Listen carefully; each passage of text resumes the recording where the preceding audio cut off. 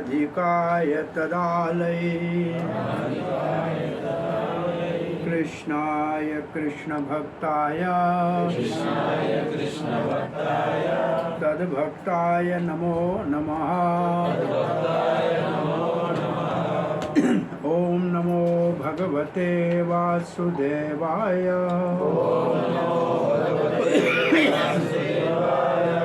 ओम नमो भगवते वासुदेवाय।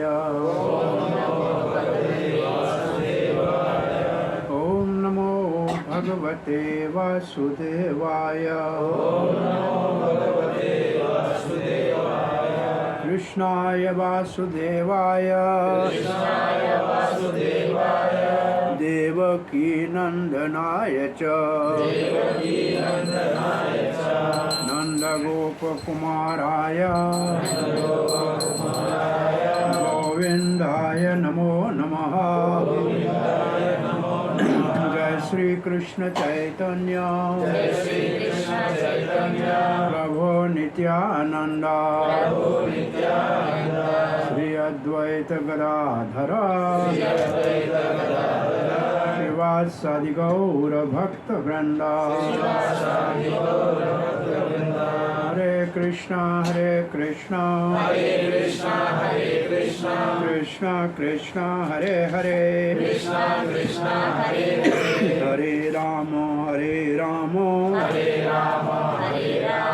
राम राम हरे हरे। हरे कृष्ण।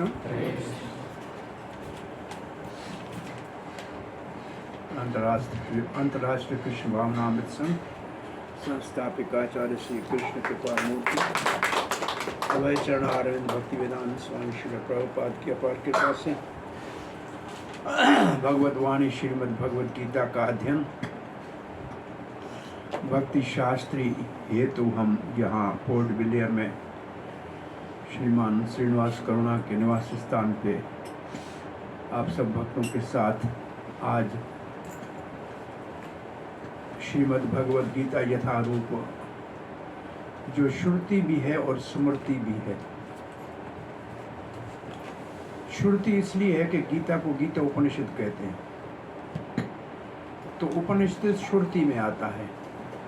और स्मृति इसलिए कहते हैं कि गीता भागवत के गीता महाभारत के अंतर्गत आता है। तो महाभारत इतिहास है, हिस्ट्री है, तो इतिहास जो होता है वो स्मृति में आता है। तो गीता स्मृति भी है और श्रुति भी है। और भगवद गीता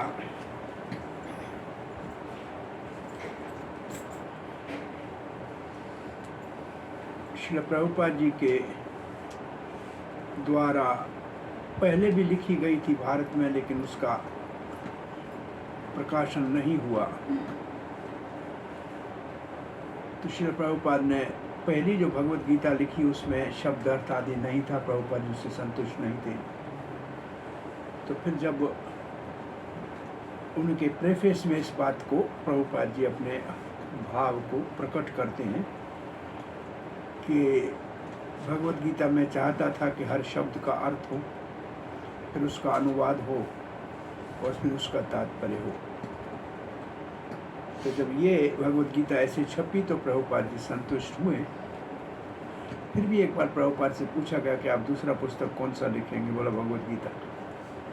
बोला आपने एक पहले लिखा है? बोला मैं 2 4 5 और भी लिख सकता हूँ।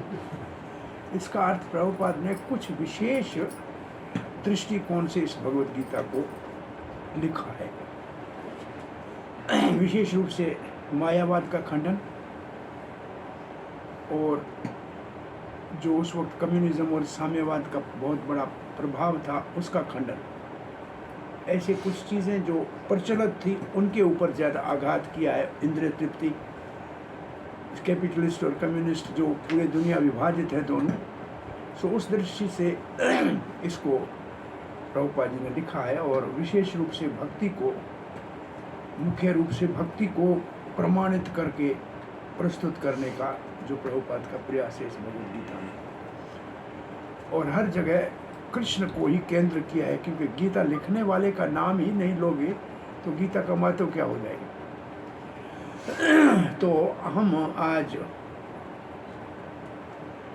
पहले प्रेफेस पढ़ेंगे जो प्रभुपाद जी ने सिडनी में लिखा है 71 या 2 में, आप देखेंगे प्रभुपाद की साइन पढ़िए। गीता तो पहले छप चुकी थी, लेकिन प्रीफेस प्रभुपाद ने बाद में लिखा है। ये है 71 में, 12 मई 71 में सिडनी में। इस प्रीफेस में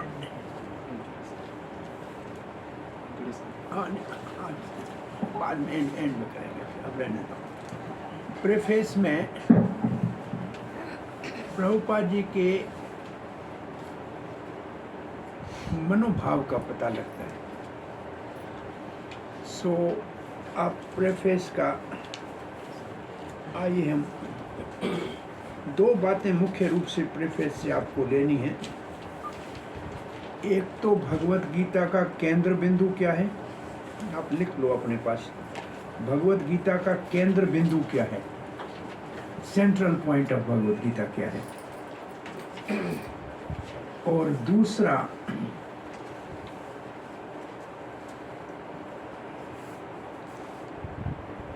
प्रभुपाद जी की निम्रता, हम्बलनेस प्रभुपाद जी की।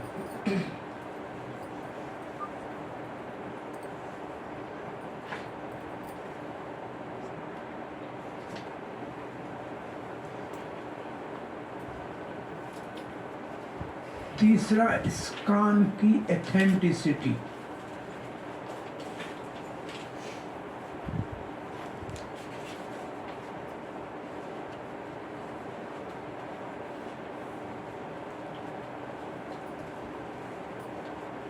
चौथा, भगवान श्री कृष्ण का उद्देश्य।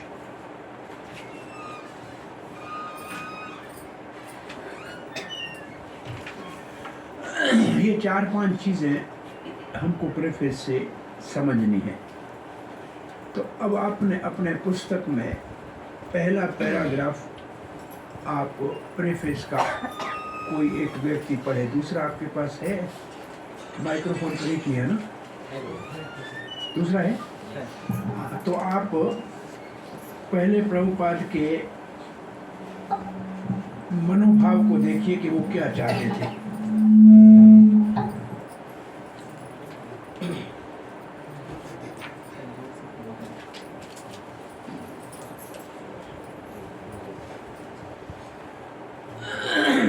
अब एक प्रभु जी का अक्षर पढ़िए।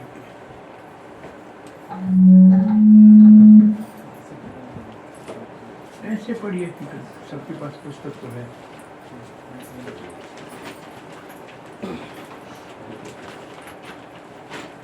सर्वप्रथम मैंने भगवद गीता यथारूप इसी रूप में लिखी थी जिस रूप में अब यह प्रस्तुत की जा रही है। दुर्भाग्यवश जब पहली बार इसका प्रकाशन हुआ तो मूल पांडुलिपि को छोटा कर दिया गया, जिससे अधिकांश श्लोकों की व्याख्याएं छूट गई थी। मेरी अन्य सारी कृतियों में पहले मूल श्लोक दिए गए हैं, फिर उनका अंग्रेजी में लिप्यांतरण तथा संस्कृत शब्दों का अंग्रेजी में अर्थ, फिर अनुवाद तथा अंत में तात्पर्य रहता है। इसी से कृति प्रामाणिक तथा विद्वत्पूर्ण बन जाती है और उसका अर्थ स्वतः स्पष्ट हो जाता है। अतः जब मुझे अपनी मूल पांडुलिपि को छोटा करना पड़ा तो मुझे कोई प्रसन्नता नहीं हुई, किंतु जब भगवद गीता यथारूप की मांग बढ़ी तब तमाम विद्वानों तथा भक्तों ने मुझसे अनुरोध किया कि मैं इस कृति को इसके मूल रूप में प्रस्तुत करें। अतएव ज्ञान की इस महान कृति को मेरी मूल पांडुलिपि का रूप प्रदान करने के लिए वर्तमान प्रयास किया गया, जो पूर्ण परंपरागत व्याख्या के युक्त है। इसी से कि कृष्ण भावना में आंदोलन की अधिक बस मेरे यहाँ तक है, हो गया। साउंडली एंड प्रोग्रेस, ये लाइन पूरी कर दी। जिससे कि कृष्ण भावना में आंदोलन की अधिक प्रकाशित एवं पुष्ट स्थापना की जा सके। तो प्रभुपाद जी का जो उद्देश्य है कि हर श्लोक के हर शब्द के अर्थ को समझकर जब हम बोलेंगे तो वो प्रमाणित कहलाएगा। इसलिए प्रभुपाद ने अपनी क्लासों में श्लोक को बार बार आवर्ती 10-12 बार सबसे आवर्ती कराते थे। हमने उसका कभी सीरियसली नोटिस नहीं लिया, समझा नहीं, लेकिन हमारा मानना है अगर हम 10-12 साल 15 साल से इस कान में हैं तो क्या ये 700 श्लोक याद नहीं कर सकते क्या? कौन सी मुश्किल बात है? अगर हम दृढ़ संकल्प करके डिटरमाइंड है तो कर सकते हैं। और हर शब्द का हम आपको अनुभव कराएंगे आपकी अपनी भाषा में। कोई भी भारतीय आपकी भाषा हो, 80% शब्द आपकी भाषा के हैं इसमें। आप थोड़ा सा प्रभुपाद जी के शब्द अर्थ को देख के 2 मिनट लगते हैं तो आप समझोगे अरे ये तो हमारी अपनी भाषा की बात है, कोई नई चीज है नहीं। तो आप समझ के पढ़ोगे और कहीं भी आपको कोई श्लोक बोलने में कभी परेशानी नहीं होगी। तो हम ऐसे भक्त जानते हैं जिन्होंने पूरी भगवत गीता को याद किया है ट्रैफिक लाइटों के ऊपर। दुबई में रोड जाम होता है ट्रैफिक लाइट में, तो सुनते सुनते याद कर लिया। मैं अच्छा एक डॉक्टर जानता हूँ, इस कान में नहीं है लेकिन बहुत अच्छा डॉक्टर, एम्स हॉस्पिटल का सर्जन था। सारी भगवत गीता याद थी और सर्जरी करता था, भगवत गीता को पढ़ता रहता था। उन्होंने कहा तस्मात् सर्वेषु कालेषु, जो 8वें अध्याय का श्लोक है कि आप कोई भी अपना काम करो हमेशा मेरा स्मरण करो। तो ये भगवत गीता की भक्ति शास्त्री करने के पीछे आपके लिए कोई 10-15 श्लोक याद करने के लिए नहीं होते हैं, वो भी आपके लिए बहुत बड़ी परेशानी होती है। मैं स्टूडेंट को जानता हूँ कि 10 श्लोक भी होते हैं तो याद नहीं कर पाते।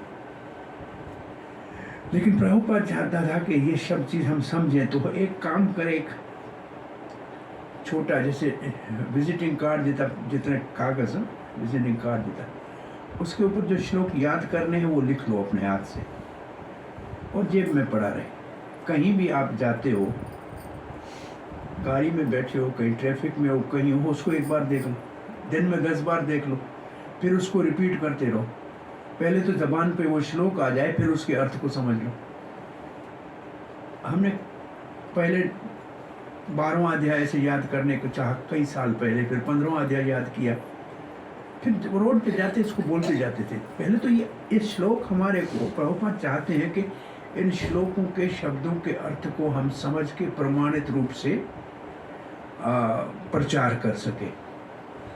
प्रभुपाद के जब श्लोक सब नहीं छपे तो संतुष्ट नहीं थे, और जब ऐसे छपा तो उनको ये अच्छा लगा।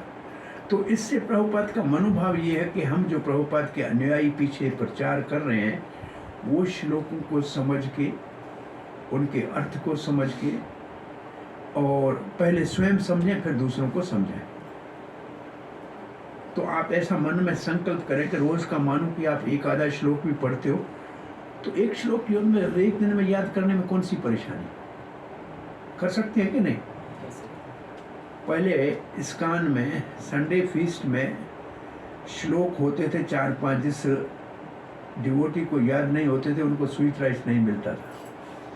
तो सारे डिवोटी बहुत श्लोक याद, पुराने डिवोटी को बहुत श्लोक याद है, और इतने बंच कार्डों का उनके पास सदा होता था, गाड़ी में कहीं बैठे श्लोक देखते रहते थे।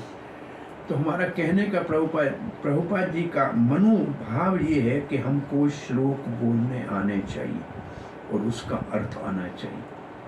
और हम भारतीय को नहीं आए तो फिर किसी और से क्या आशा रख सकते हैं? हमारे को तो आना ही चाहिए ना। तो ये पहले पैराग्राफ में ये बात ध्यान देने की। अब दूसरे पैराग्राफ में प्रभुपाद, तो इसमें आपने क्या समझा, ये आपके लिए, इसको पर्सनल एप्लीकेशन है आपके लिए, कि हमारे को कम से कम जब हम प्रवचन दें तो उस श्लोक को हमको याद होना चाहिए। एक श्लोक याद करने में कौन सा समय लगता है? नहीं तो भी अपने सामने लिखा तो हो कम से कम। थोड़ा सा अभ्यास करने में मुश्किल नहीं है, हम आपको ये प्रैक्टिकल करके दिखाएंगे, आप कर सकते हो। अब जो दूसरा पैराग्राफ है उसमें प्रभुपाद जी क्यों लिखा, क्या इस्कान को सुदृढ़ रूप से आगे बढ़ाने के लिए भगवत गीता को रखा है। तो इस्कान आधारित किसके ऊपर है? भगवत गीता के ऊपर। अब अब दूसरी लाइन पढ़ी, दूसरे पैराग्राफ में कोई और पढ़े। हमारा कृष्ण भावना आंदोलन कैसा है? पहले क्या लिखा है? जेन्युइन है। क्या लिखा है जेन्युइन के लिए हिंदी में? मौलिक। वो मौलिक है। दूसरा ऐतिहासिक है, हिस्टोरिकल है। तीसरा प्रमाणिक है। और चौथा स्वाभाविक है। हाँ, और पांचवा दिव्य है। ये 5 चीजें भगवत गीता के लिए प्रभुपाद ने लिखी है। अब देखो ये 5 चीजों को देखिए, और लिखा है ये स्वाभाविक है, दिव्य है, क्योंकि ये भगवत गीता यथारूप के ऊपर आधारित है। तो कृष्ण भावना में कितनी चीजें हैं प्रभुपाद के शब्दों में? 5। ये 5 चीजें ये स्वाभाविक है। और एक जगह प्रभुपाद जी कहते हैं हमने इस्कॉन की स्थापना की है लोगों को सुखी करने के लिए। क्या कहा है? क्या करने के लिए? और फिर लिखते हैं ये स्वाभाविक है। ऐसे एक पंखे को बंद करना। ये स्वाभाविक है। अच्छा, आप जब खुश होते हो, जब आप अपने जीवन में खुश होते हो, तो उस खुशी का प्रदर्शन कैसे करते हो? मैं आपसे पूछता हूँ।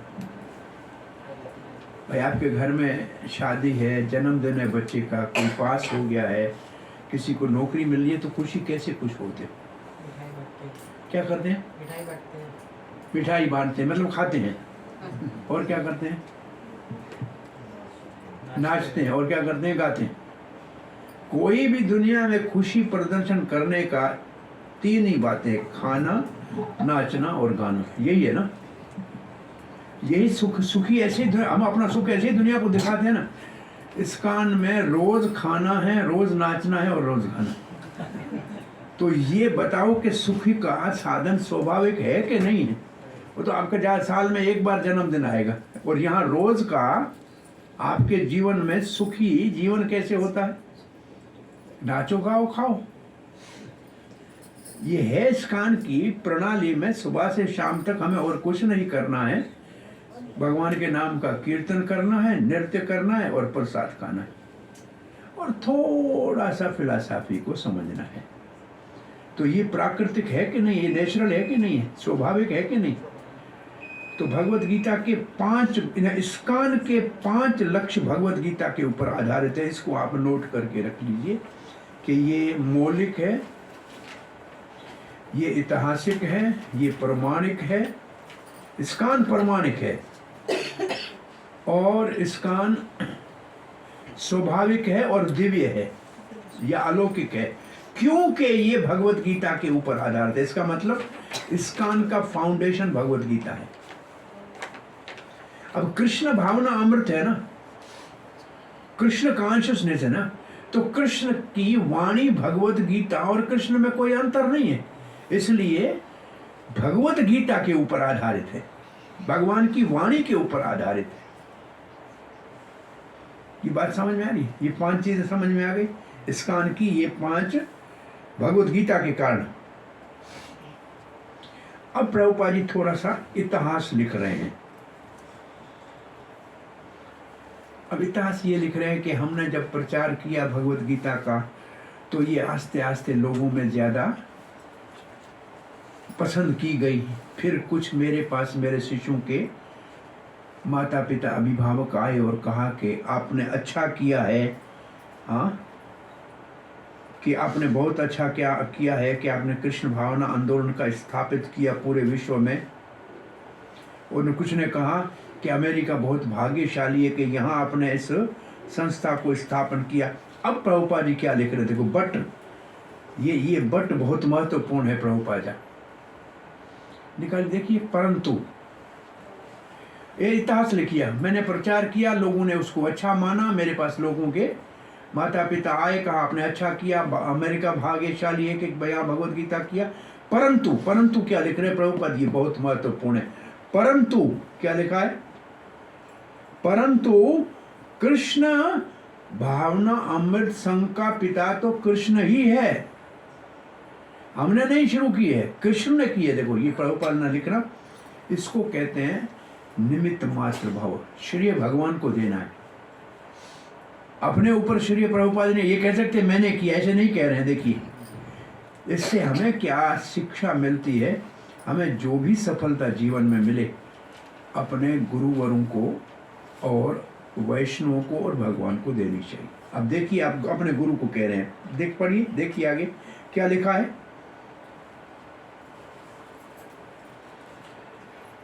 मानव समाज के अंदर भगवान श्री कृष्ण ही इसके वास्तविक पिता हैं, क्योंकि उन्होंने इसी को स्थापित किया था मानव समाज में परंपरागत। ये प्रभुपाद जी परंपरागत जब लिख रहे हैं तो प्रभुपाद जी याद रखें, विचार कर रहे हैं कौन सी परंपरा का, जो भगवत गीता में एवं परंपरा प्राप्त है। अब मैं आपसे एक पूछता हूँ, इसी पुस्तक में ये देखिए, यहाँ परंपरा की लिस्ट लिखी हुई है, देखा है इसमें परंपरा की लिस्ट हमारे पास है, हाँ?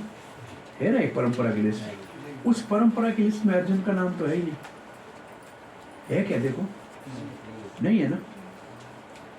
तो ये परंपरा नाश हो गई, फिर अर्जुन को दोबारा शुरू किया। प्रभुपाद जी कहते हैं हमारे को इस परंपरा होने चाहिए, तो अर्जुन का नाम क्यों नहीं? क्या हो गया? नहीं कुछ चाहिए क्या? हाँ, क्या समझ में आया? इस परंपरा का क्या अर्थ है? अर्जुन का नाम क्यों नहीं? दो परंपराएं होती हैं, एक ऋषि परंपरा, एक राज ऋषि परंपरा। राज ऋषि परंपरा अर्जुन से शुरू हुई है, जो कभी टूटती है अभी है ही नहीं। अब हमारा कोई राजा भगवत गीता तो नहीं पढ़ रहा है ना, तो राज ऋषि परंपरा टूटती है, ऋषि परंपरा धारावाहिक चल रही है। हमारे पास परंपरा लिखी हुई है ऋषि परंपरा, ये तो जो हमारे भक्तों की परंपरा, ये तो सदा चलती रहती है, ये तो टूटती नहीं है। टूटती कौन सी परंपरा है? राज ऋषि।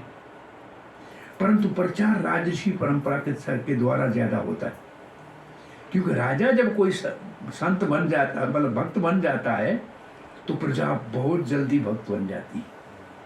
अब दुनिया में देखें, अशोक ने बुद्ध को स्वीकार किया, पूरी भारत में बुद्ध, रोमन एम्पायर क्रिश्चियन हुए तो पूरी दुनिया क्रिश्चियन हो गई। तो जब कोई राजा किसी, जैसे हमारे पास मणिपुर ने वैष्णव को धर्म को स्वीकार किया, पूरा मणिपुर वैष्णव हो गया। ये भारत में भी ऐसा है। तो इसलिए प्रभुपाद ने, आप देखेंगे, प्रयास किया, पहले प्राइम मिनिस्टर लाल बहादुर शास्त्री को मिलके भागवत देने के लिए, फिर इंदिरा गांधी से मिलने के लिए पहले चार्टर बनाया, अमेरिका में चिट्ठी लिखी अमेरिका के प्रेसिडेंट को कि हम आपसे मिलना चाहते हैं। प्रभुपाद का उद्देश्य था कि राज ऋषि परंपरा को शुरू करने से हम बहुत ज़्यादा दुनिया में सफलता प्राप्त कर सकते हैं। इसको प्रभुपाद कहते हैं एक चांद करोड़ तारों से ज़्यादा महत्वपूर्ण है। एक चांद, one moon is better than million stars. एक राजा भक्त बन जाए तो पूरा देश भक्त बन जाए। अगरबत्ती बेटा यहाँ होगी, इसको हटा दो, इससे एलर्जी है, तो बाहर अगरबत्ती अंदर है, मैं समझ रहा हूँ, इसको बाहर लगा दे बेटा।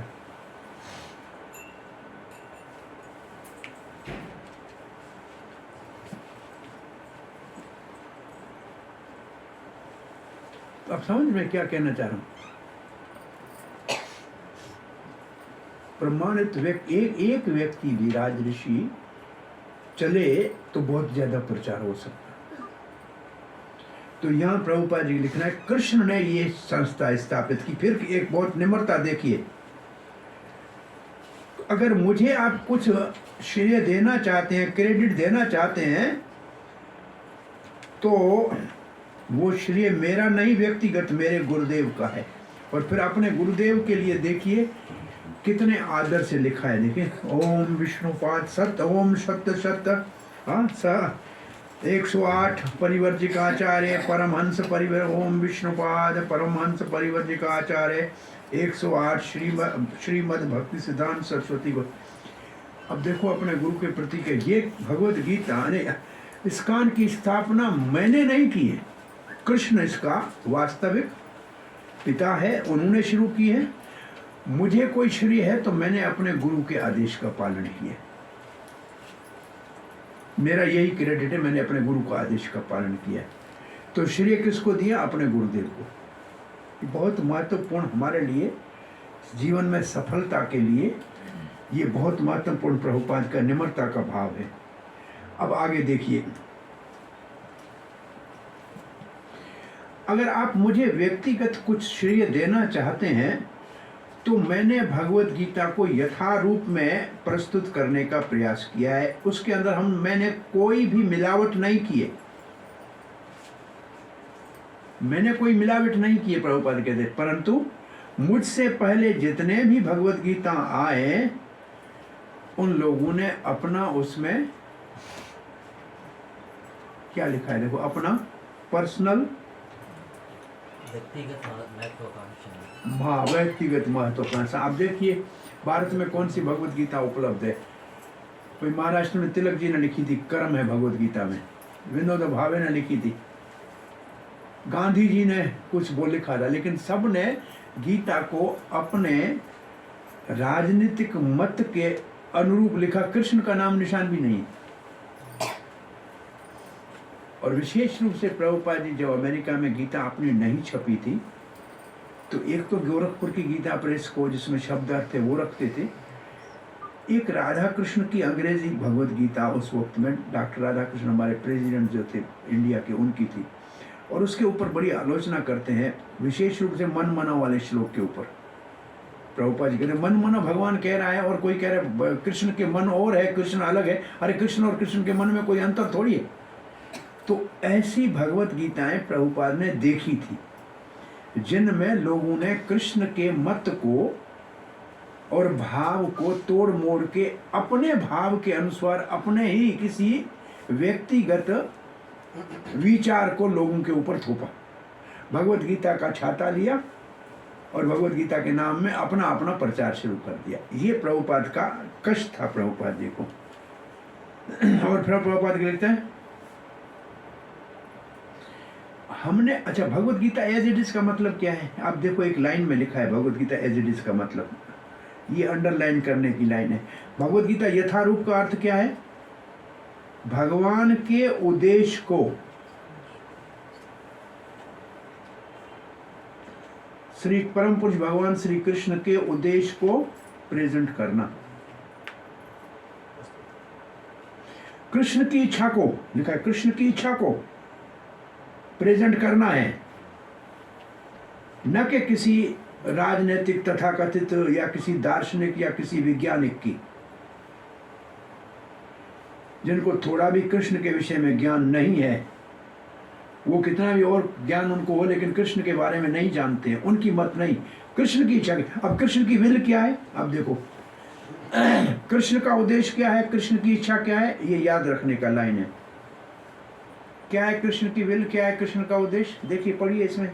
आपका पुस्तक बेटा, आपका पुस्तक होना चाहिए, या कुछ कापियां रख दो भाई, भगवत गीता बांटते हैं तो पढ़ी रहे, किसी को चाहिए हर भाषा में, हर एक की अपनी अपनी भाषा में रख सकता है।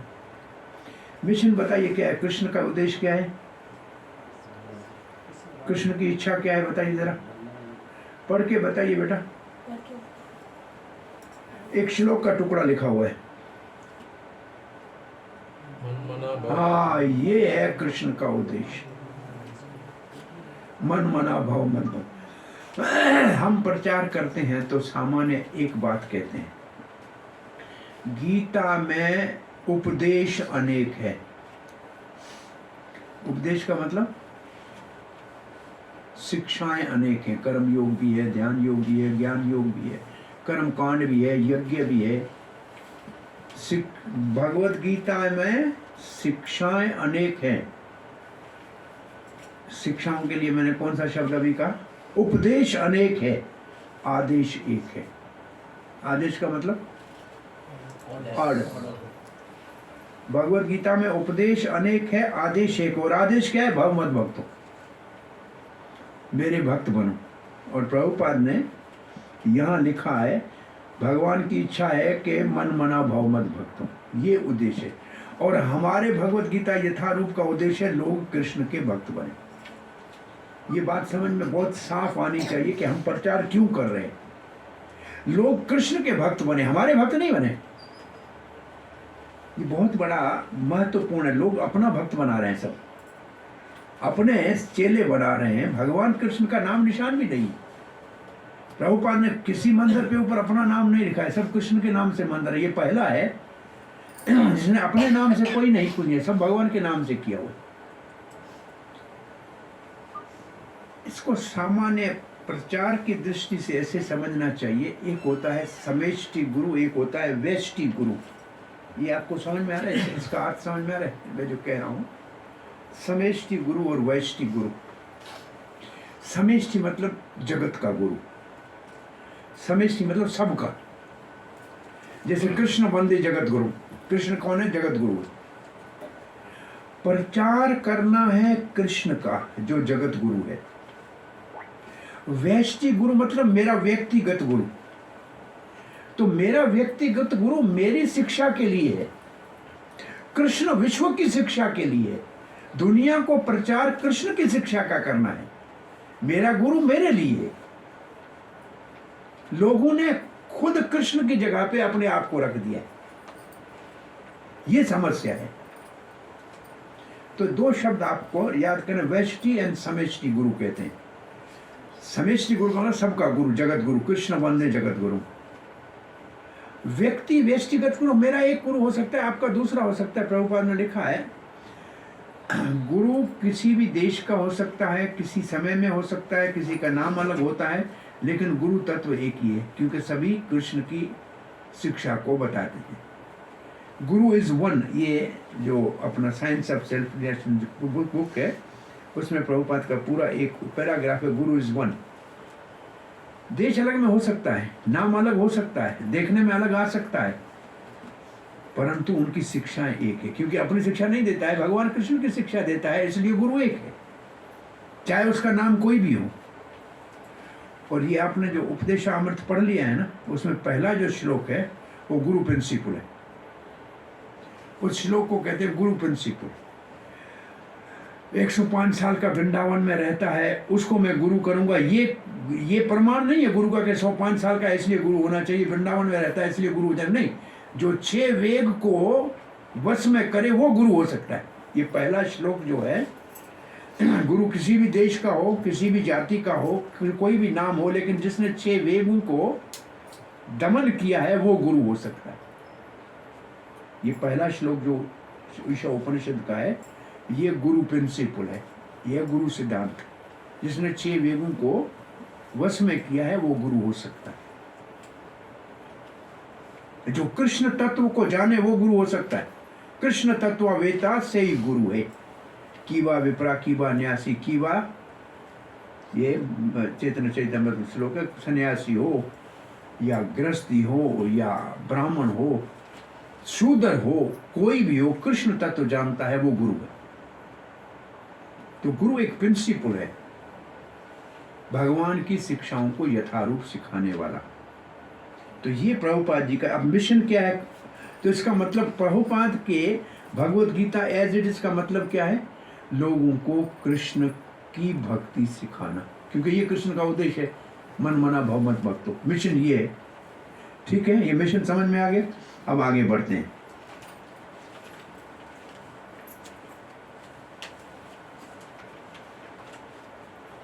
अब प्रभुपाद जो लाइन लिख रहे हैं, ये लिख रहे हैं किसके लिए लिख रहे हैं? वो जो गीता मैंने अभी आपको बताया राधा कृष्ण वाली, उसके ऊपर आलोचना कर रहे हैं। आप पढ़ के देखिए ये लाइन क्या है। इस श्लोक के बाद पढ़िए, दूसरे तथाकथित दार्शनों की तरह हम कृष्ण और कृष्ण के अंदर जो आत्मा है उसको अलग नहीं मानते हैं।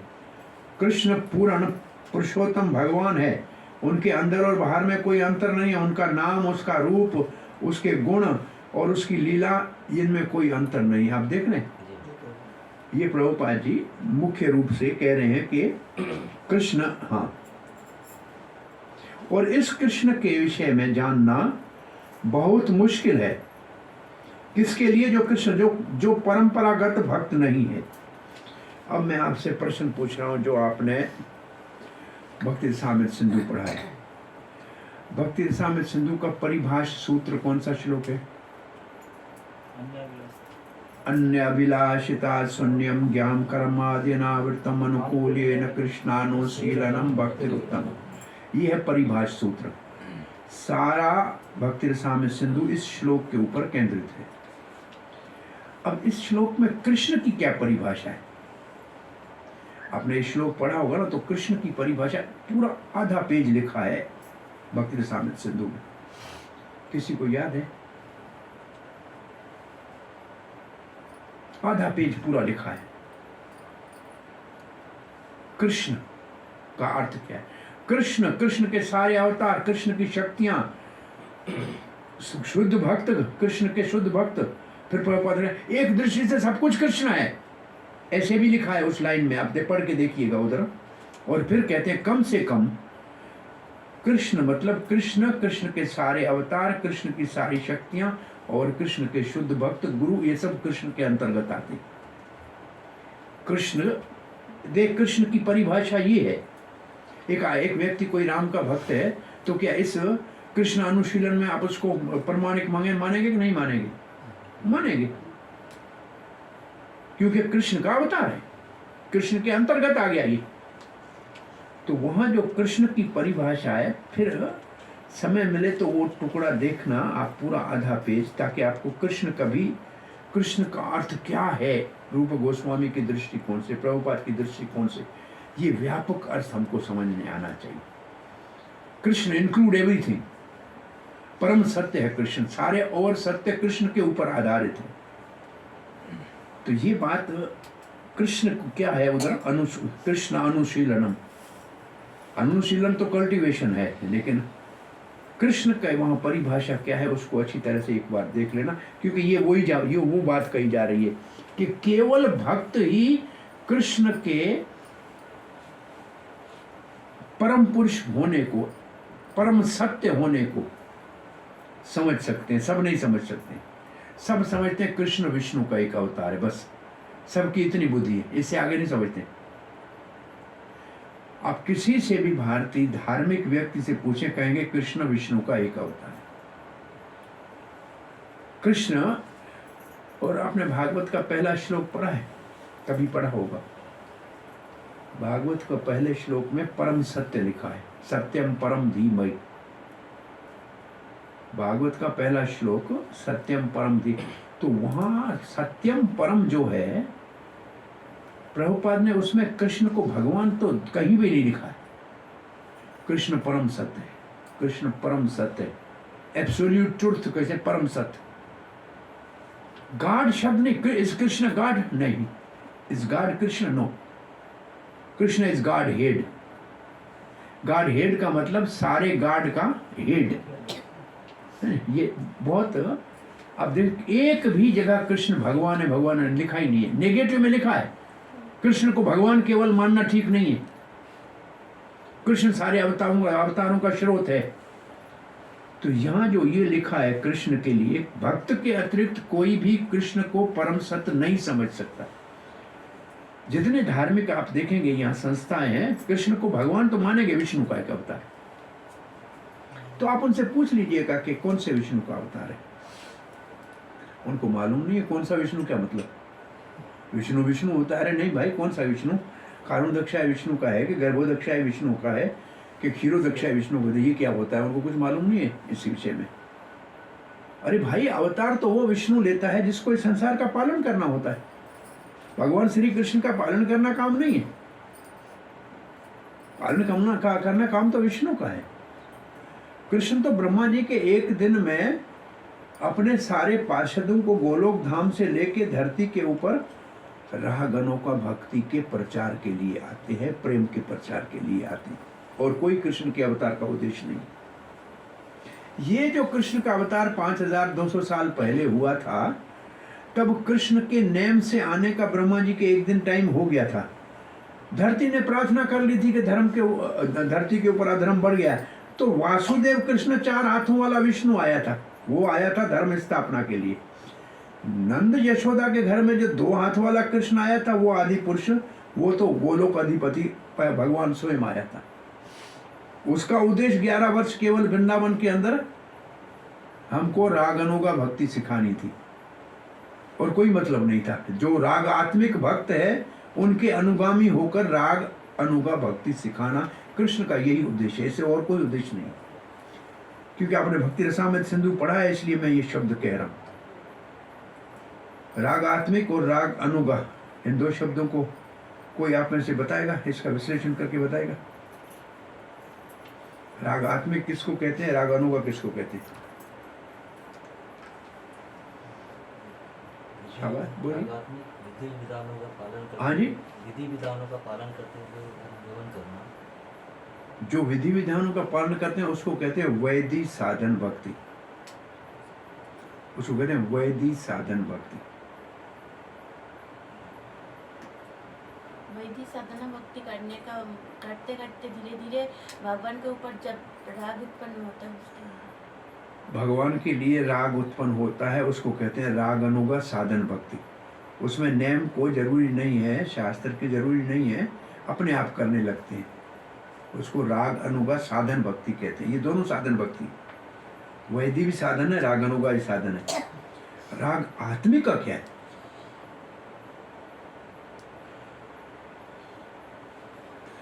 जो भगवान के पार्षद गोलोक धाम से आते हैं, जैसे नंद यशोदा, जैसे ललिता विशाखा राधा रानी, जैसे रक्तक पत्रक सेवक हैं, जैसे सखा हैं श्रीधामा सुदामा, ये सब रागात्मिक भक्त हैं। रागात्मिक का मतलब सिद्ध है पहले से। ये भगवान से प्रेम करने वाले भगवान के धाम से आए हैं। हमको इनके पीछे चलना है, इसलिए हमको कहते हैं राग अनुगा। तो राग अनुगा राग आत्मिक भक्त के पीछे चलता है। तो राग आत्मिक कौन है? जो भगवान के पार्षद भगवान के धाम से आए। और राग आत्मिक दो विभाग है। राग आत्मिक का आपने भक्ति रसामृत में सिंधु में पढ़ा है। संबंध आत्मिक एक संबंध है, और दूसरा क्या है?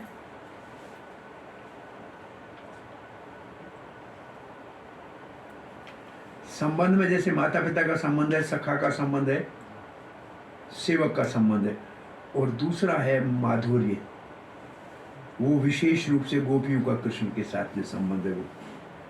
तो दो विभाग में राग आत्मिक का भक्ति भी है, और राग अनुगा उनके पीछे चलेंगे तो वो भी दो प्रकार की है।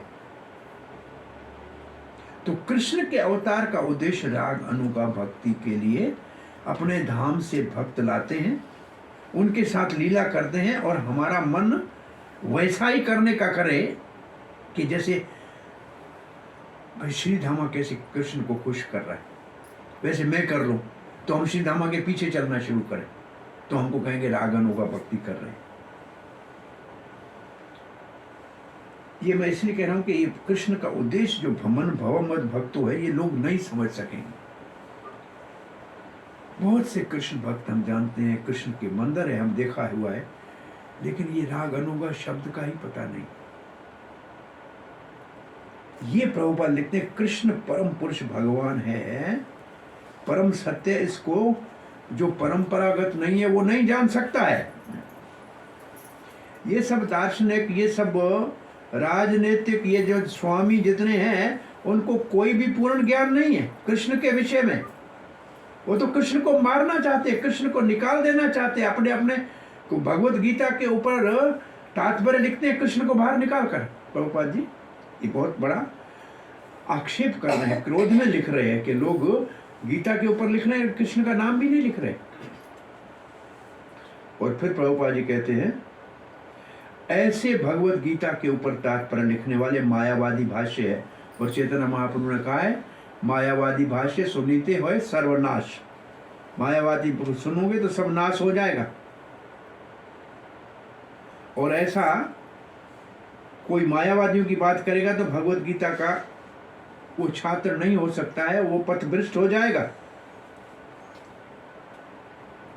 क्योंकि उसको कोई आध्यात्मिक मार्गदर्शन नहीं मिलेगा और भगवत धाम नहीं जा सकता।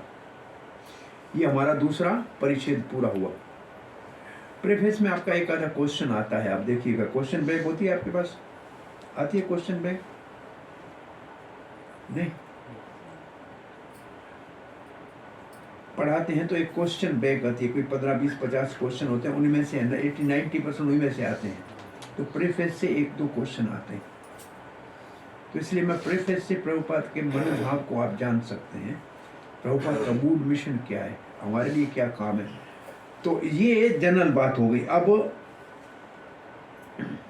हमारा उद्देश्य केवल भगवत गीता को यथारूप में स्थापित करना है, क्योंकि विशेष रूप से बद्ध जीवों में जो भगवत गीता को समझने का प्रयास करें, उनका मार्गदर्शन करें, ताकि वो वापस भगवत धाम जा सकें। अच्छा, ये देखो एक लाइन लिखी। अब ये मैंने आपको जो बताया, ये प्रभुपाद ने यहाँ लिखा है, ये पढ़िए। Same purpose for which Krishna descend in this planet once in a day of Brahma or every this many years. देखो ये आप ऐसे पढ़ के बता सकते हैं क्या लिखा है प्रभुपाद जी? देखिए, बताइए क्या लिखा है, देखिए जरा। भगवत गीता यथारूप को प्रस्तुत करने का एकमात्र उद्देश्य बद्ध जिज्ञासुओं को उस उद्देश्य का मार्गदर्शन कराना है। और फिर आगे क्या लिखा है?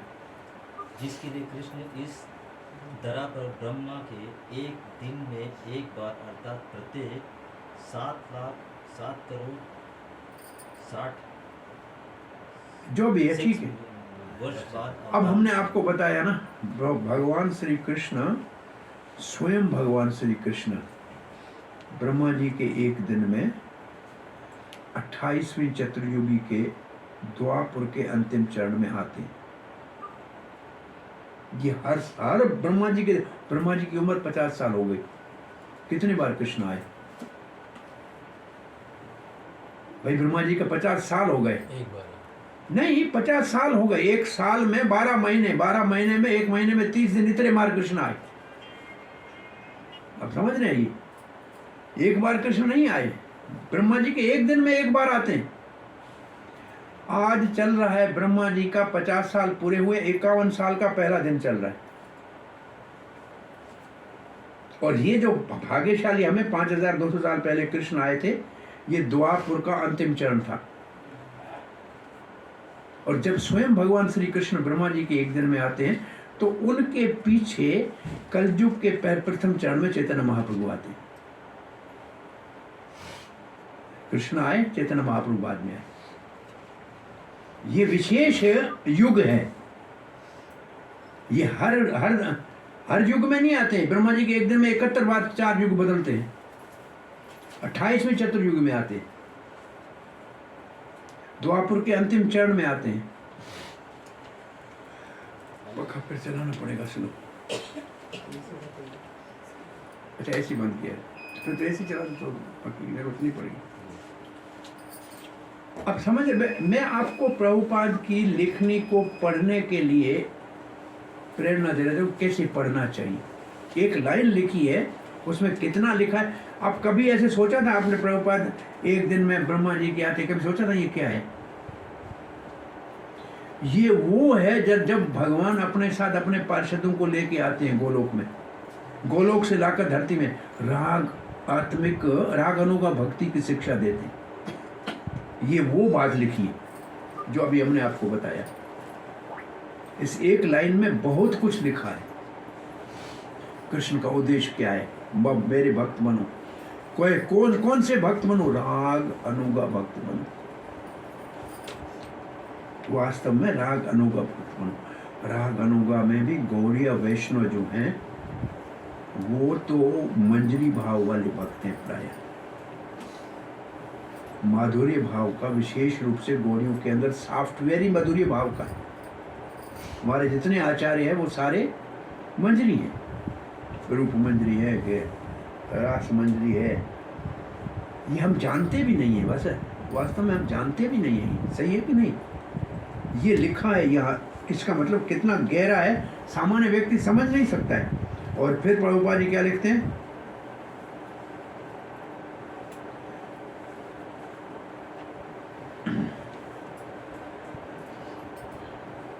तो भगवत गीता को हमें ऐसे समझना चाहिए जैसे भगवत गीता का वक्ता भगवान श्री कृष्ण कह रहे हैं। जैसे भगवत गीता भगवान ने पहले सूर्य देव को दी, और फिर इससे हमारे को ऐतिहासिक महत्वपूर्ण पता लगता है कि भगवत गीता ऐतिहासिक है। तो इसको कभी भी कृष्ण के विषय में, उसके प्रमाण के ऊपर। प्रभुपाद जी कई पाश्चात्य देश में गए हुए थे, बहुत सी चर्चेस थी, क्रिश्चियन थे, तो सबने कहा प्रभुपाद जी आप आए क्यों, स्वामी जी आप क्यों आए? तो प्रभुपाद ने उनका आदर रखते हुए कहा भाई आप बहुत धार्मिक लोग हैं, इतने बड़ी अच्छी बड़ी चर्चें आपकी हैं, आप पूजा करते, बोला हम पूजा करते हैं, अच्छा लेकिन आप क्यों आए हो? तो प्रभुपाद ने कहा मैं बहुत प्रामाणिक संदेश भगवान के मुख से निकला है वो आपको देने आया। आप तो भगवान के बेटे की शिक्षाओं की बात कर रहे हैं, मैं भगवान के मुख से निकली हुई वाणी को देने आया हूं। भगवत गीता भगवान के मुख की वाणी है, तो भगवत गीता मोस्ट ऑथेंटिक है, ये प्रभुपाद लिख रहे हैं कि इसका कोई तुलना नहीं की जा सकती, भगवान के मुख से निकली हुई वाणी है। और ये कोई भगवत गीता पे टीका लिखे और कृष्ण का नाम निशान नहीं लिख ले तो बड़ा अपराधी है, बड़ा अपराधी है।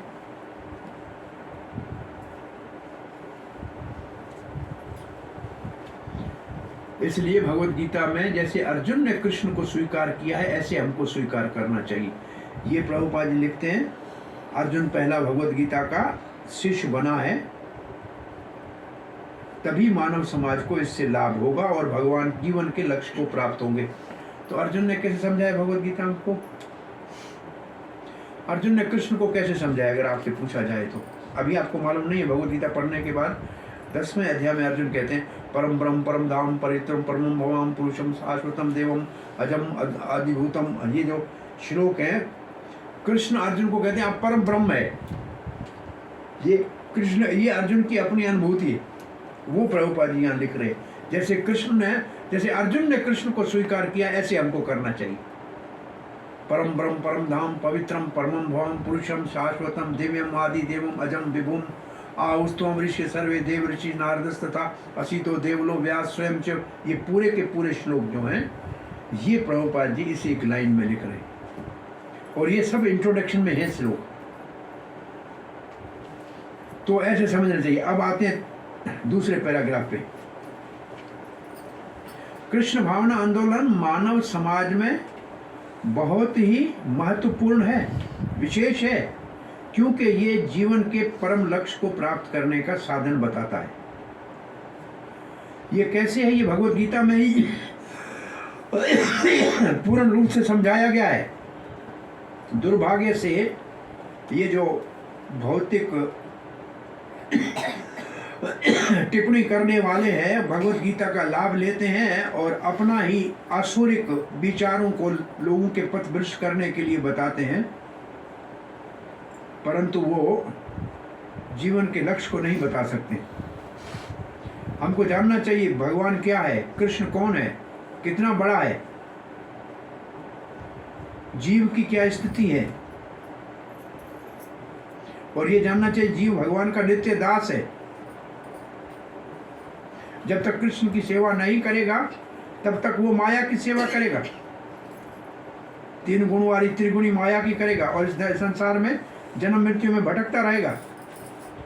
और ये मायावादी अपने आप को मुक्त मानते हैं, परंतु वो भी जन्म मृत्यु से मुक्त नहीं है। ये बहुत बड़ा विज्ञान है, ये ज्ञान बहुत बड़ा विज्ञान है और हर जीव को इसको सुनना चाहिए अपने हित के लिए। अब प्रभुपाद ने इस तात्पर्य में क्या लिखा है, क्या कहना चाह रहे हैं?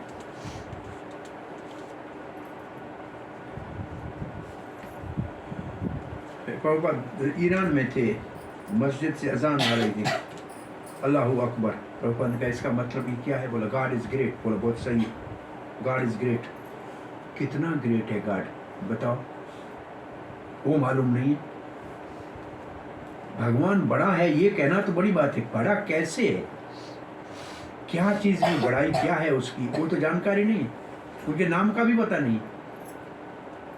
आदमी बड़ा है उसके नाम का भी पता नहीं है, तो कौन सी आपको पता है भगवान कितना बड़ा है? सो प्रभुपाद ने भगवान कितना बड़ा है, जीव का भगवान से क्या संबंध क्या है? वेदों में 3 शब्द होते हैं, जीव जगत और जगदीश। क्या होता है? जीव जगत और जगदीश, इनका आपस में क्या संबंध है? जीव भगवान का सेवक है, जगत में जीव अपने कर्मों के कारण आया है। और जगदीश जो है भगवान जगत का, जीव का भी और जगत का स्वामी है। जीव और जगत दोनों का स्वामी है भगवान, और जीव को भगवान की सेवा करनी चाहिए, जगत की नहीं। आपस में संबंध क्या है? ये वेदों का सार 3 चीजें हैं, जीव, जगत और जगदीश। प्रभुपाद यहाँ 2 चीजों की बात तीनों की है, देख लो यार। इन आपको 3 चीजें दिखती हैं, या इसमें पढ़ के देखो। कृष्ण क्या है, जीव क्या है? जीव कृष्ण की सेवा नहीं करेगा तो माया, त्रिगुण माया की करेगा। तो त्रिगुण माया क्या है? जगत। तीनों चीजें हैं नहीं, ये वेदों का सार है। जीव, जगत और जगदीश तीनों इधर लिखे हुए हैं।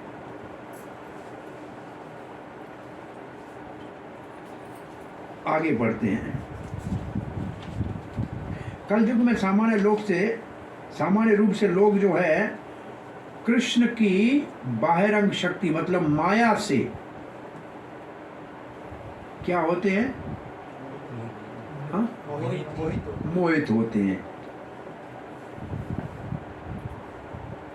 और जैसे उनको भौतिक सुविधाएं मिलती हैं, वो समझते हैं हम बहुत खुश हैं। उनको ये मालूम नहीं है ये भौतिक जो प्रकृति है कितनी बड़ी बलशाली है। हर एक इसके कानून जो नियम है उनमें बंधा हुआ है। ये प्रभुपाद जी लिख के आ रहे हैं। वास्तव में एक श्लोक लिख रहे हैं भगवद गीता का। कोई बता सकता है कौन सा श्लोक लिख रहे हैं? आप तो प्रचार में तो सुना ही होगा, बहुत महत्वपूर्ण श्लोक है मेरे ख्याल में। बताइए कौन सा श्लोक है ये श्लोक है। देवीयेष गुणमयी मम माया द्योतया ये माम प्रपद्यन्ते माया मेतांतर, ये श्लोक है। यह श्लोक है कौन सा? 7वें अध्याय का, 9वें का? 7वें का, 7वें का, 7वें का। देवीयेष गुणमयी मम माया, किसने बोला? ये दूसरी बात है। प्रभुपाद जी के एक एक लाइन में एक एक श्लोक शास्त्र का है, कुछ अपने मन से नहीं लिखा है। आपको वो अगर ढूंढना आ जाएगा तो ये खजाना है। जितना गहराई में जाओगे समुद्र में हीरे मोती मिलेंगे, किनारे पे तो खेकड़े और जो है वो मिल जाएंगे, कुछ आपको कुछ दिखाई नहीं देगा। किनारे के ऊपर तो मछली मिलेगी, मरा हुआ केकड़ा मिलेगा, नहीं तो सिप्पी मिलेगी, हीरा नहीं मिलेगा। ये एक एक श्लोक प्रभुपाद जी लिख रहे। जब प्रभुपाद की कलम चल रही है तो कोई श्लोक प्रभुपाद जी के मस्तक में चल रहा है। अब ये श्लोक आपको समझ में आ गया। अब आगे देखिए क्या लिखा है। जीव जो है भगवान का अंश है। अंश के साथ एक और शब्द लिखा है प्रभुपाद ने, वो जरा देखिए, बताइए क्या लिखा है? अंश एक और शब्द लिखा है, हेपी शब्द लिखा है। देखो, हाँ, क्योंकि अब केंद्र बिंदु के ऊपर आ रहे हैं। जो हमने कहा था भगवद गीता का केंद्र बिंदु, उसके ऊपर आ रहे हैं। तो देखो जीव के लिए प्रभुपाद ने क्या लिखा है यहाँ गीता में, पर देखिए। जो भक्ति शास्त्री कर रहे हैं वो तो अपना पुस्तक लाएं, दूसरे की अगर सीखने के लिए आ रहे हैं तो पढ़ना सीखना है तो पुस्तक लेके एक एक शब्द को देखोगे तो आपको अच्छा लगेगा। देखो हैप्पी लिखा, देखा? हाँ, मैं अंग्रेजी पढ़ के तो बताता हूँ आपको क्या लिखा है। Living entity is happily the part and parcel of Lord. देखो हैप्पीली मिला कि नहीं? है नहीं? हिंदी में है कि नहीं है? जीव असल में होना ये चाहिए कि आनंदमय भगवान का अंश है। भाई जीव सच्चिद आनंद है ना, इस आनंद को प्रभुपाद ने हैप्पीली अंग्रेजी में लिखा। आपके पास अंग्रेजी है किसी के पास? आप अंग्रेजी में देख रहे हैं, हिंदी में देख रहे हैं? सबके पास हिंदी है? तो यहाँ से पढ़िए, कहाँ है? A living entity is happily the part and parcel of God, and thus his natural function is to render immediate service to Lord. ये एक लाइन देखो कहाँ मिल रही है आपको? सौभाग्यवश जीव भगवान का अंश रूप है, अतः उसका सहज कार्य है भगवान की सेवा। बस इसमें एक शब्द छोड़ दिया। बहुत महत्वपूर्ण शब्द ट्रांसलेटर ने छोड़ दिया हिंदी में। हैप्पीली पार्डन पर हैप्पीली शब्द नहीं लिखा है, क्योंकि सारा पूरा ये पैराग्राफ हैप्पी शब्द के ऊपर है। अब हैप्पीली उसको लिखना नहीं आया, सौभाग्यवश लिखा है। सौभाग्य नहीं है, लिखना चाहिए जीव भगवान का आनंदमय अंश है, क्योंकि भगवान सच्चिदानंद है, आनंद है ना, आनंदमय अंश है। असल में ये आनंद की परिभाषा प्रभुपाद लिखना चाह रहे हैं। आगे देखिए क्या लिखा है। और फिर माया के कारण फंसा हुआ है, ये तो ठीक है, परंतु माया के कारण वो सुखी होने का, अभी तो लिखा है सुखी होने का प्रयास कर रहा है, अपने इंद्रियों को तृप्त करने में लिखा है ना। अब सुखी आ गया ना। अब देखिए आगे, कभी सुखी नहीं हो सकता है। अब ये लाइनें अच्छी तरह से पढ़े, ये है भगवत गीता का केंद्र बिंदु। आप में से कोई पढ़े यहाँ से? किंतु इससे वह कभी भी सुखी नहीं हो सकता। हाँ, इसके बाद अपनी भौतिक इंद्रियों को तुष्ट करने के लिए तुष्ट करने की बजाय उसे भगवान की इंद्रियों को तुष्ट करने का प्रयास करना चाहिए। आप आगे पढ़ो। हाँ हाँ, यदि जीव की सर्वोच्च सिद्धि है, भगवान यही चाहते हैं कि और इसी की अपेक्षा करते हैं। मनुष्य को बस हाँ, यहाँ मनुष्य, मनुष्य को भगवत गीता के इस केंद्र बिंदु को समझना होगा। ये केंद्र बिंदु के अंडरलाइन कर लो। देखो ये सुखी के साथ जुड़ा है सारा, वो सुखी शब्द वहाँ नहीं है तो सारे पैराग्राफ की समझ में नहीं आएगा हिंदी में, समझ रहे हैं? अब हम अपनी इंद्रियों को प्रसन्न करने में खुद सुखी हो रहे हैं, परंतु हमको करना किसकी इंद्रियों को सुख करना? भगवान की। ये प्रभुपाद लिख रहे हैं तब क्या सोच रहे हैं? आपने पढ़ा है इसलिए पूछ रहा हूँ। भक्ति रसामृत सिंधु में जो अभी आपने कहा था श्लोक अन्याभिलाषा से, इसके लिए एक और प्रमाणिक श्लोक नारद सूत्र से दिया है, पंचरात्र से। ऐसा ही भक्ति का मालूम है कौन सा है वो? ऋषिकेन ऋषिकेश सेवते भक्त उत्तम। जो ऋषिकेन ऋषिकेश सेवते, इंद्रियों के स्वामी की सेवा में लगना चाहिए, उसको भक्ति कहते हैं उत्तम। अन्य हाँ उधर है सर्व उपाधि विनिर्मुक्तम, सर्व उपाधि विनिर्मुक्तम तत्परेत निर्मलम ऋषिकेन सेवनम भक्ति उत्तम। तो ये ऋषिकेन ऋषि किसको कहते हैं? इंद्रियों को। और ईश का मतलब स्वामी। इंद्रियों के स्वामी की सेवा करने से हम संतुष्ट हो जाएंगे, अपनी सेवा करने से नहीं होंगे।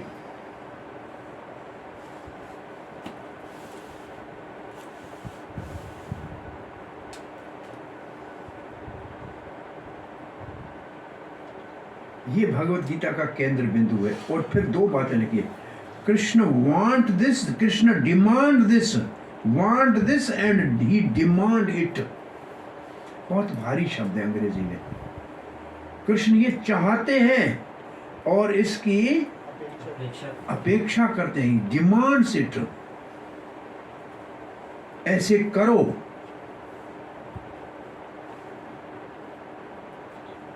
क्या चाहते हैं? ये मन मना भगवत भक्त। क्या कृष्ण चाहते हैं मेरे भक्त बनो? इसका अर्थ ये भक्त बनो मतलब मेरी सेवा करो।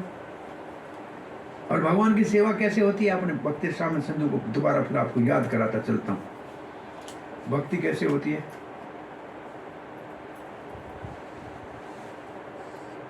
भक्ति किससे करते हैं? मन, कर्म, वचन, तीन चीजें करते हैं भक्ति। मन से, कर्म से और वचन से, बॉडी माइंड एंड वर्ड्स। और ये सब भगवान की सेवा में लगने को केंद्र बिंदु है। तो ये केंद्र बिंदु को अच्छी तरह से याद रखना। केंद्र बिंदु भगवत गीता का क्या है? सेंट्रल पॉइंट क्या है? अपनी इंद्रियों की तृप्ति को छोड़ के कृष्ण की इंद्रियों की तृप्ति को करना, ये कृष्ण चाहते हैं और इसकी अपेक्षा करते हैं। अब प्रभुपाद जी फिर एक आशावादी, आशा कितनी रखनी चाहिए? एक भी भक्त बन गया तो मैं समझूंगा मेरा काम सार्थक है। अब देखिए लिखे प्रभुपाद जी लिखेंगे इसके बाद। अब इसी केंद्र बिंदु को थोड़ा और समझा रहे हैं प्रभुपाद जी। क्या कह रहे हैं देखिए,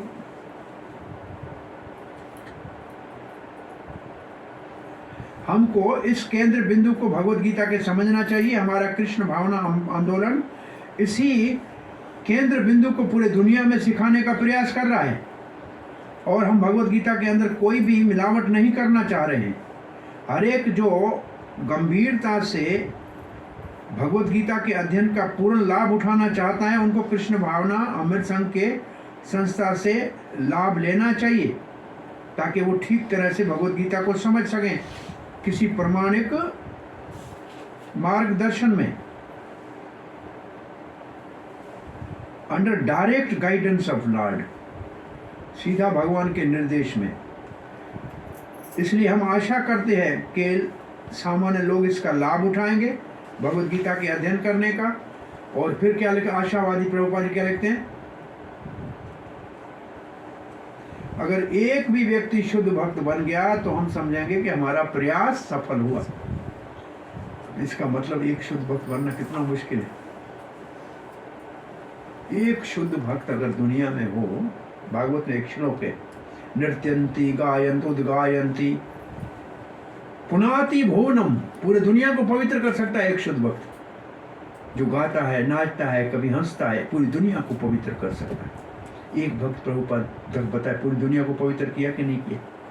पूरी दुनिया के अंदर इतना बड़ा एक व्यक्ति ने किया, कोई साथी नहीं था, न कोई साथी था, न कोई पैसा था, न कोई।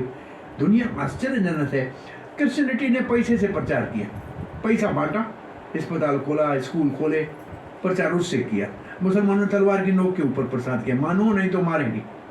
अरे इसके पास कुछ भी नहीं था, बूढ़ा 70 साल का आया, न पैसा था, न आदमी था, न अस्त्र था, न शस्त्र था।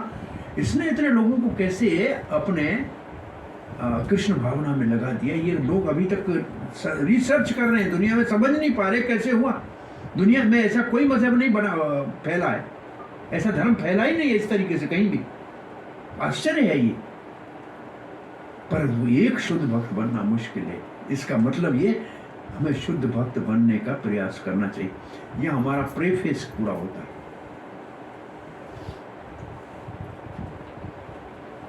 थोड़ा आपको सिर्फ टेस्ट देना चाह रहा था कि भगवत गीता को गहराई से पढ़ने में बहुत कुछ इसके अंदर लिखा है।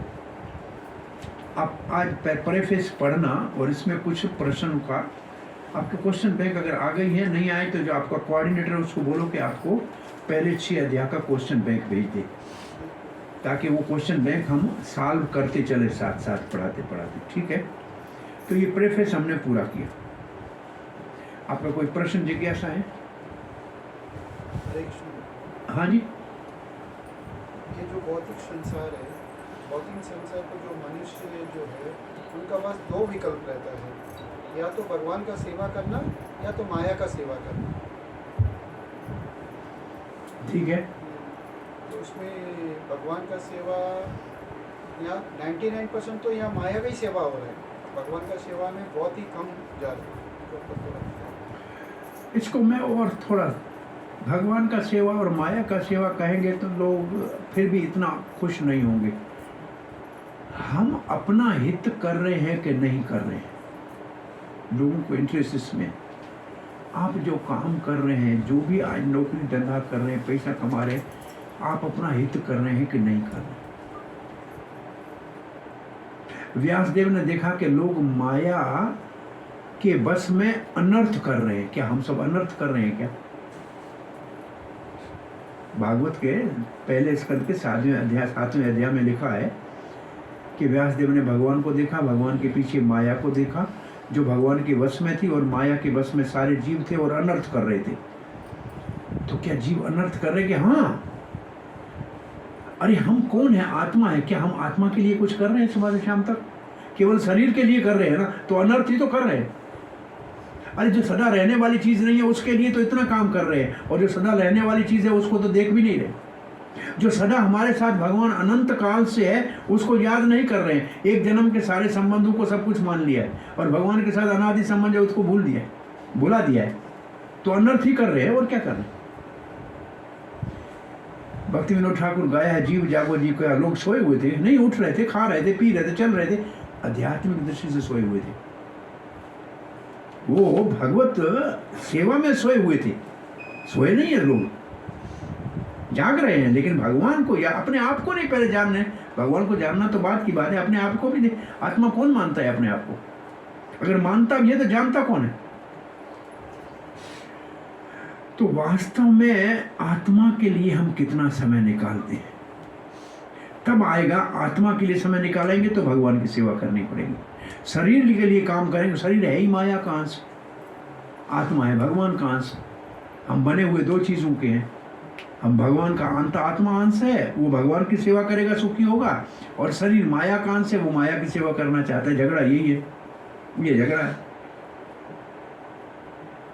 इसलिए माया की सेवा से बच के भगवान की सेवा में लगाने के लिए हम अपने आप नहीं लग सकते। ये इंट्रोडक्शन में एक श्लोक पढ़ लेना। माया मुग्ध जीवेर नहीं स्वत कृष्ण ज्ञान। माया में मोहे में जीव अपने आप कृष्ण की भक्ति नहीं कर सकता। कृष्ण कृपा कीला दिया वेद पुराण। कृष्ण ने इसलिए शास्त्र दिया। 3 रूप से कृष्ण हमारी सहायता करते हैं। परमात्मा के रूप से चैत्य गुरु, बाहर से गुरु के रूप में मार्गदर्शन करते हैं, और व्यास देव का अवतार लेके शास्त्र देते हैं। 3 रूप से भगवान हमारी सहायता कर रहे हैं। अगर हम अपना भला चाहते हैं, अपना हित चाहते हैं, तो शास्त्र का सहारा लें, गुरु का मार्गदर्शन लें, और हृदय में बैठे हुए भगवान को रोज याद करें, कभी नहीं भूलें। तो हमारा स्वार्थ है, नहीं तो हम अपना अहित कर रहे हैं। कहेंगे भगवान की माया की, तो लोग कहेंगे अरे क्या माया क्या भगवान। आपका क्या हित है, पर्सनली आपके ऊपर आएगा तो आपका इंटरेस्ट रहेगा उसमें।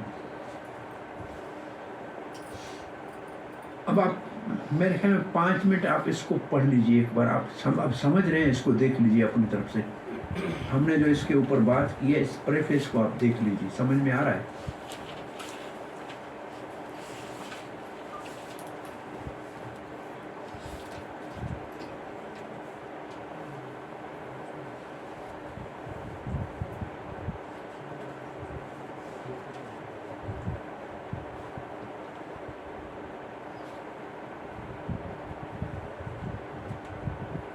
और कोई प्रश्न आपको, अगर प्रश्न उठता है तो मुझसे पूछ लीजिए।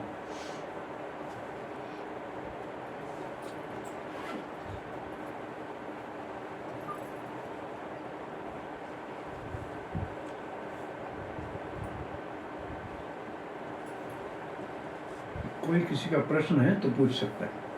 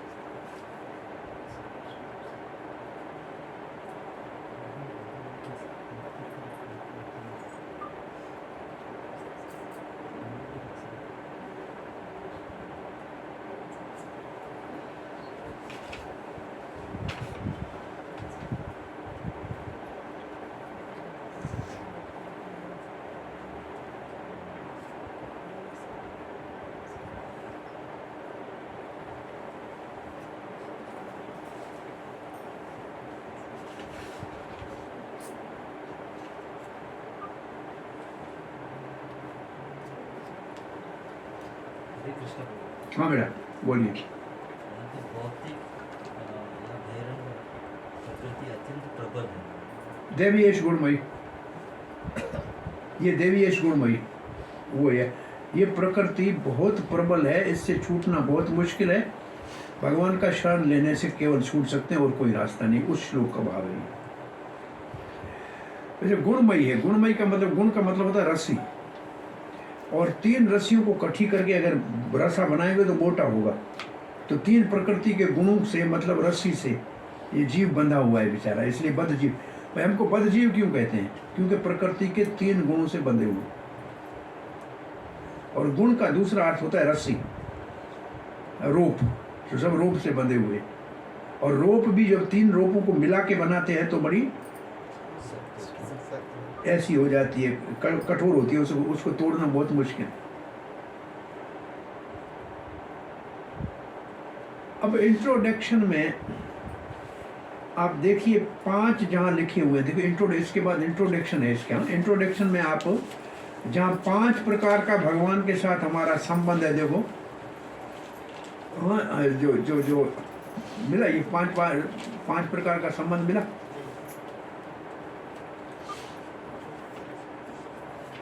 शांत भाव, दास्य भाव, सखा भाव, ये मिला। हाँ, इसके नीचे एक शब्द है स्वरूप, एक शब्द देखो, कोई स्वरूप मिल रहा है इस ये पैराग्राफ के नीचे से 4थी 5वीं लाइन में स्वरूप है। देखो ऊपर से अर्जुन भगवान का संबंध, इसको छोड़ के नीचे आ जाओ। लाखों करोड़ों जीवों में हर जीव का विशेष भगवान के साथ नित्य संबंध होता है, उसको स्वरूप कहते हैं। मिला। और फिर क्या लिखा है? भक्ति के द्वारा हमको अपने स्वरूप को पुनः प्राप्त करना है, उसको स्वरूप सिद्धि बोलते हैं। इतना भारी शब्द है ये लिखा इतना है यहाँ, ये हमारे जीवन भर की सारी भक्ति का एक लाइन में लिखा है।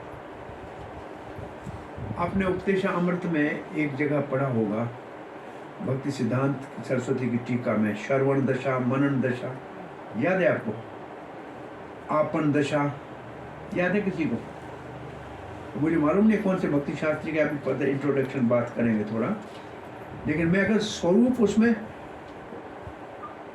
जो आखिरी दशा है, प्राप्ति दशा, वो है स्वरूप, कि मेरा कृष्ण की सेवा में क्या स्वरूप है। वैसे स्वरूप तो हमारा है कृष्ण का, जीवेर स्वरूप कृष्ण नृत्य दास, हम भगवान के सेवक हैं, ये तो है, ठीक है, लेकिन दास भाव के सेवक हैं कि सखा भाव के सेवक हैं? ये हमारी भक्ति का सारा उद्देश्य इस चीज को जीवन में प्राप्त करना है, इसको कहते हैं स्वरूप सिद्धि। ये स्वरूप सिद्धि जो एक लाइन लिखी हुई है ना, ये इंट्रोडक्शन में प्रभुपाद ने लिखी है, और लोग कहते हैं प्रभुपाद ने हमारे को गहरा ज्ञान दिया नहीं, ये गहरा ज्ञान इंट्रोडक्शन में पड़ा है। सारी भक्ति का उद्देश्य हमारे स्वरूप को जानना, उसको स्वरूप कहते हैं, जो हमारा भगवान के साथ संबंध है। आप ऐसी कथा सुनते सुनते कोई कथा में आपको लगेगा कि भगवान के साथ मेरा सखा का भाव है, या भगवान के साथ में बालक का भगवान है मेरा, मैं उसका माता पिता हूँ, या भगवान मेरा स्वामी है, हम उसका सेवक हैं। तो ये स्वरूप सिद्धि शब्द है, हिंदी में लिखा ही नहीं होगा स्वरूप सिद्धि। आप देखो क्या लिखा है,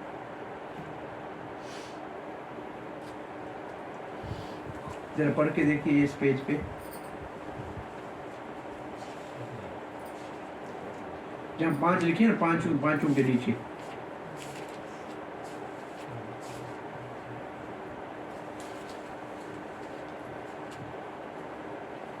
स्वरूप लिखा है। देखो लिखा है स्वरूप, देखो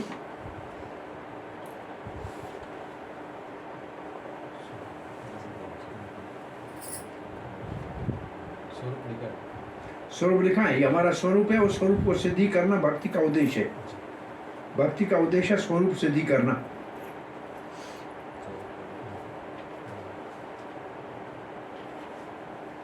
ये सारे बाबा जी लोग कहते हैं, अब आपका स्वरूप बताएं, आप कृष्ण की लीला में गाय है कि मोर है कि क्या है, ये सब जो है ये इसी स्वरूप सिद्धि के ऊपर लोगों को बेवकूफ़ बना रहे हैं।